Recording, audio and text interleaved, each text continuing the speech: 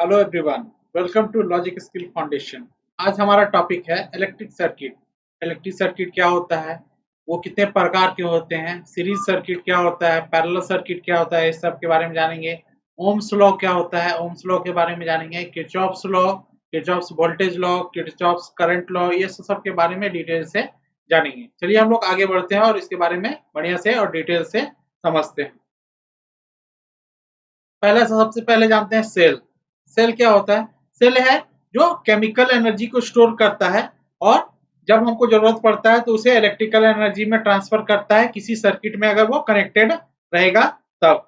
जैसा कि हम लोग पिछले बार भी जानते हैं, जब सर्किट ज्वाइंट पूरा प्रॉपर सर्किट ज्वाइंट हो जाएगा तभी इलेक्ट्रोड एक जगह से दूसरी जगह फ्लो होता है और जिसकी वजह से एक इलेक्ट्रिसिटी उस सर्किट में फ्लो होता है। अगर दो और दो से ज्यादा बैटरी को एक साथ कनेक्ट कर दें, है ना, सेल को कनेक्ट करते हैं तो वो एक प्रकार से बैटरी कहलाता है। तो जो सेल होता है उसमें केमिकल एनर्जी क्या करता है, पुश करता है, करंट को पुश करता है और वो सर्किट में करंट चारों तरफ फैलता है। नेक्स्ट है हमारा what is an electric circuit. Electric circuit क्या होता है? इलेक्ट्रिक सर्किट क्या होता है? Flow of microscopic particle. क्या है? माइक्रोस्कोपिक पार्टिकल है, उसको क्या बोलते हैं? इलेक्ट्रॉन, है ना। इलेक्ट्रॉन जब वायर के थ्रू और कंपोनेंट के थ्रू एक सर्किट में फ्लो करता है तो वहां पे क्या होता है? इलेक्ट्रिक करंट चारों तरफ फैलता है और एक जगह से दूसरी जगह पहुंचता है। अब बात करते हैं हम लोग कि करंट किस डायरेक्शन में फ्लो करता है। तो उसमें अगर हम ये चीज जानेंगे तो उसमें होता है कि नेगेटिव टर्मिनल से पॉजिटिव टर्मिनल की ओर करंट फ्लो करता है। जैसे कि यहाँ पे देखना है, इलेक्ट्रॉन एक टर्मिनल से दूसरे टर्मिनल की ओर मूव कर रहा है ना। और करंट हमारा कहाँ से फ्लो कर रहा है? नेगेटिव टर्मिनल से पॉजिटिव टर्मिनल की ओर। नेक्स्ट है हमारा सिंपल सर्किट।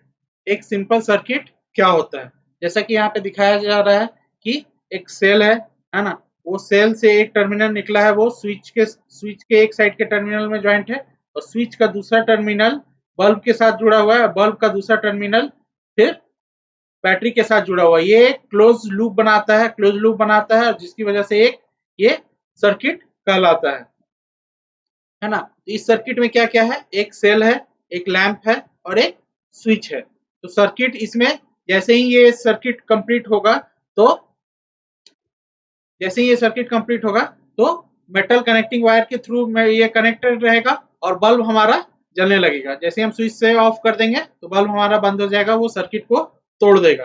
और जैसे ही सर्किट को ऑन, फिर से हमको एक क्लोज सर्किट बनाना है तो स्विच को फिर हम ऑन कर देंगे। नेक्स्ट है हमारा सर्किट डायग्राम। सर्किट डायग्राम में आपका बेसिकली अलग अलग सर्किट में कोई भी कंपोनेंट लग रहा है उसको एक डिजाइन, एक सिंबल दिया गया है कि उसको किस तरीके से रिप्रेजेंट करेंगे।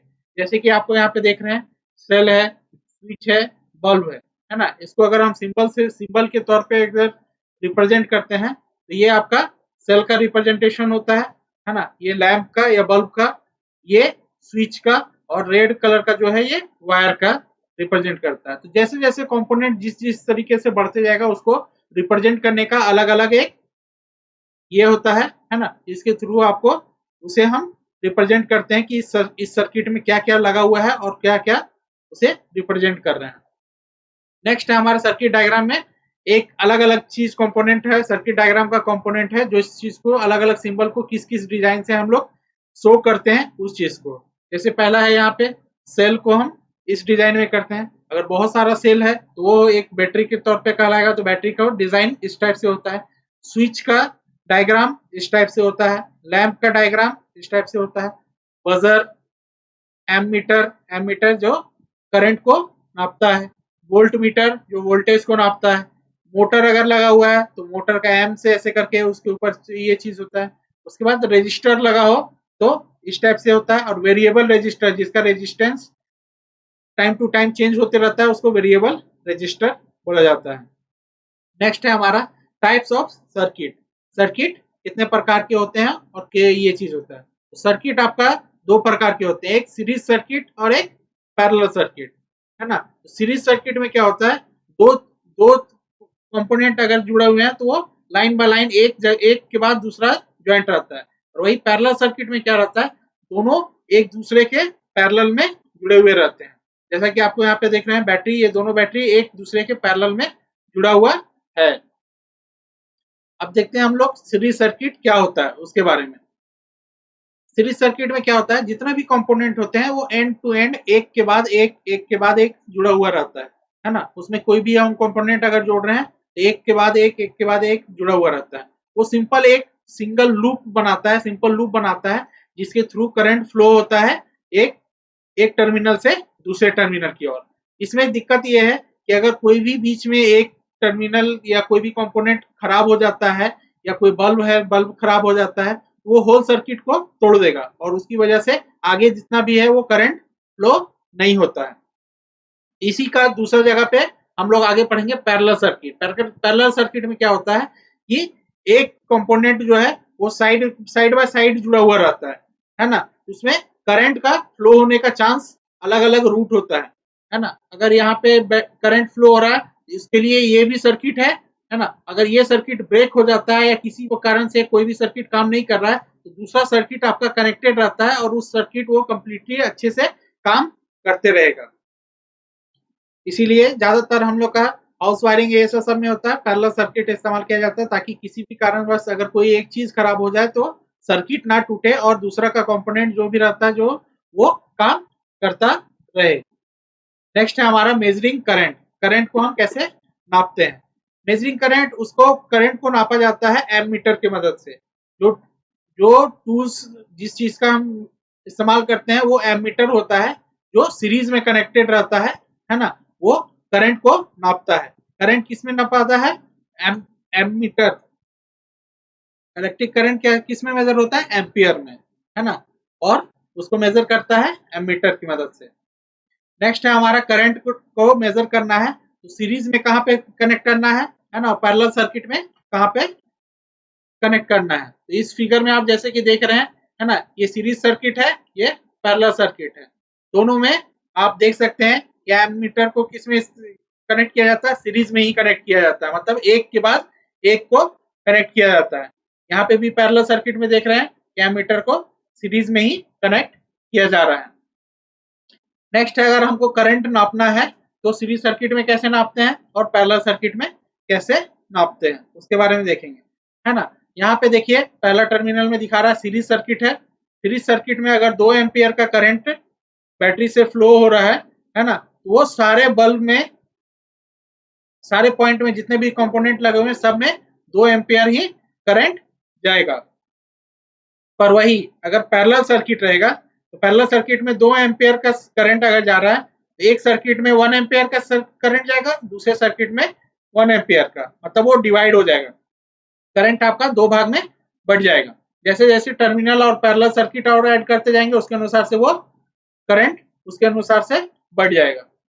नेक्स्ट है हमारा मेजरिंग वोल्टेज। वोल्टेज को हम कैसे चेक करते हैं, तो वोल्टेज एक्चुअल में वोल्टेज में मेजरिंग करने के लिए क्या होता है, इलेक्ट्रिकल पुश, इलेक्ट्रिकल धक्का, है ना, जो एक सेल देता है करंट को, वो वोल्टेज कहलाता है। वोल्टेज वोल्ट में नापाता है और उसे नापने के लिए वोल्ट मीटर का इस्तेमाल किया जाता है। नेक्स्ट हम लोग पढ़ते हैं कि वोल्टेज को कैसे कैसे किस सेल में कहाँ पे इस्तेमाल किया जाता है और कैसे इस्तेमाल किया जाता है ना। अलग अलग सेल अलग अलग वोल्टेज प्रोड्यूस करता है। जितना ज्यादा वोल्टेज अगर सेल के द्वारा सप्लाई किया जा रहा है उतना ज्यादा करंट फ्लो होगा उस सर्किट में। अनलाइक एमीटर, वोल्टमीटर जो भी होता है वो अक्रॉस में कनेक्टेड होता है। कोई भी कंपोनेंट अगर एक सीरीज में करी ये चीज है तो वोल्टमीटर आपका अक्रॉस में कनेक्टेड होता है। एमीटर हमारा क्या हो रहा था, एमीटर क्या हो रहा था, सीरीज में कनेक्टेड था, है ना। पर वोल्टमीटर आपका अक्रॉस द कंपोनेंट के अक्रॉस में भी कनेक्टेड रहता है। जो एक्चुअल में सबसे ज्यादा टर्म इस्तेमाल होता है वो पोटेंशियल डिफरेंस का इस्तेमाल किया जाता है जब हम वोल्टेज का बात करते हैं। नेक्स्ट हमारा वोल्टेज को कैसे हम नापेंगे, है ना। यहाँ पे दोनों में सेम फिगर दिखाया हुआ है कि एक सीरीज सर्किट है, एक पैरेलल सर्किट है ना। तो जैसे कि हम दिखाए थे कि एम्पियर को हम लोग क्या कहाँ पे सीरीज में जोड़ रहे थे, है ना। यहाँ पे एम्पियर जुड़ा हुआ था। पर वोल्टेज को चेक करने के लिए क्या होता है कि वो अक्रॉस कहीं पे भी ज्वाइंट हो सकता है। जैसे कि यहाँ पे आप सीरीज सर्किट देख रहे हैं, सीरीज में क्या है, एक कंपोनेंट के अक्रॉस में वोल्टमीटर को ऐड कर दिया गया है। वहीं पैरेलल में भी, पैरेलल सर्किट में भी किसी भी कंपोनेंट के अक्रॉस वोल्टमीटर को ऐड कर सकते हैं और उसको, वो हमारा वोल्टेज को काउंट करके बताएगा कि कितना वोल्ट आपका सर्किट के थ्रू फ्लो हो रहा है। नेक्स्ट है हमारा सीरीज सर्किट। सीरीज सर्किट में क्या होता है, voltage is shared between the component, मतलब वोल्टेज जो होता है वो शेयर होता है एक कंपोनेंट के बीच में, ये चीज होता है, बटता है। अगर 3 वोल्ट का बैटरी आपको वोल्टेज दे रहा है ना, एक कंपोनेंट में 1.5 वोल्ट जाएगा और दूसरे कंपोनेंट में 1.5 वोल्ट जाएगा। पर वही पैरेलल सर्किट में, पैरेलल सर्किट में क्या होता है, वोल्टेज सेम होता है ना। पैरेलल सर्किट में वोल्टेज सेम होता है। अगर 3 वोल्ट का है ना, तो सभी सर्किट में 3 वोल्ट करंट जाएगा। करंट और वोल्टेज का डेफिनेशन हम लोग देखते हैं। कन्वेंशनल करंट है ना, तो करंट क्या होता है, करंट इलेक्ट्रिकल सर्किट में फ्लो ऑफ करंट कहां से होता है, पॉजिटिव टर्मिनल से नेगेटिव टर्मिनल की तरफ। करंट को हम लोग एम्पियर में नापते हैं और किसकी मदद से करंट नापते हैं, वो टू इसका है एमीटर की मदद से नापते हैं, है ना। वही वोल्टेज क्या होता है, एनर्जी जो रिक्वायर्ड होता है एक चार्ज को एक पॉइंट से दूसरे पॉइंट तक मूव करने के लिए, वो वोल्टेज कहलाता है। वोल्टेज को हम लोग वोल्ट में नापते हैं और इसको नापने के लिए हम लोग वोल्टमीटर का इस्तेमाल करते हैं। वोल्टेज क्या हो गया, इलेक्ट्रॉन को पुश करने का ताकत, है ना। पुश करके एक सर्किट में, अलोंग एक सर्किट में एक जगह से दूसरे जगह तक पहुंचाना, है ना। जितना भी इलेक्ट्रॉन का ग्रुप है उसे कॉन्स्टेंटली ट्राइंग टू रीच करता है, उसको कॉन्स्टेंटली पुश करता है और एक स्टेट ऑफ इक्विलिब्रियम तक, एक टर्मिनल से दूसरे टर्मिनल तक पहुंचाया जाता है। नेक्स्ट है हमारा ओम्स लॉ। ओम्स लॉ के बारे में हम लोग जानते हैं। ओम्स लॉ क्या होता है ना, current through ideal conductor, ideal conductor is proportional to applied voltage, है ना। करंट एक आइडियल कंडक्टर के थ्रू जो भी जाता है वो किसके प्रोपोर्शनल होता है, जो वोल्टेज अप्लाइड होता है उसके अनुसार से। तो कंडक्टर ये चीज है, वो रजिस्टर के तौर पे भी यहाँ पे काम आता है ना। एक आइडियल कंडक्टर है वो मटेरियल है जिसका रेजिस्टेंस चेंज नहीं होता है। अगर उसका हम टेम्परेचर बढ़ा भी दें तो उसका रेजिस्टेंस में कोई भी चेंजेस नहीं आता है ना। तो वोल्टेज बराबर क्या होता है, current into resistance, V equal to I into R, है ना। वोल्टेज को V से रिप्रेजेंट करते हैं, करंट को I से और आर रेजिस्टेंस को R से। जैसे कि आप लोग देख रहे हैं, V वोल्टेज V से, करंट एम्पियर के तौर पे और रेजिस्टेंस ओम के नाम पे, ओम के सिंबल से रिप्रेजेंट होता है। नेक्स्ट है हमारा किरचॉफ्स करंट लॉ, है ना।